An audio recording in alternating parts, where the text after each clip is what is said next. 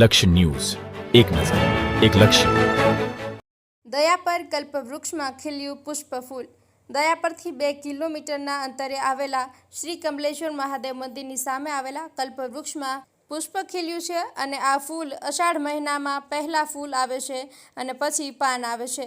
અને આ કલ્પવૃક્ષ આખા ભારતમાં માત્ર 2 જગ્યાએ છે, જેમાં પહેલું કચ્છમાં આવેલા દયાપર કમલેશ્વર મહાદેવ મંદિરની સામે અને બીજું કલ્પવૃક્ષ હિમાલય પ્રદેશમાં આવેલા ચંબા જિલ્લામાં આવેલા ઉમા ગૌરીના મંદિરમાં છે તેવું કમલેશ્વર મહાદેવ મંદિરના પૂજારી પિયુષ ગિરીએ તેમજ દયાપરના પ્રતિનિધિ દર્શનભાઈ સોનીની યાદીમાં જણાવાયું છે. દર્શન સોની, દયાપર. હું પિયુષ ગિરી ચંચલગીરી ગોસ્વામી, દયાપર શ્રી કમલેશ્વર મહાદેવ પૂજારી. આ તમે જોઈ રહ્યા છો કલ્પવૃક્ષ. આખા ભારતભરમાં આવા 2 જ વૃક્ષ છે, એક અહીં છે અને બીજો હિમાચલ પ્રદેશમાં ઉમા ગૌરી મંદિરમાં, ચંબા જિલ્લામાં ઉમા ગૌરી મંદિરમાં છે. આ વૃક્ષને પૂજા થતાં 500 વર્ષથી ઉપર થઈ ગયા છે. આ વૃક્ષમાં પહેલાં પાન આવે છે અને પછી ફૂલ આવે છે.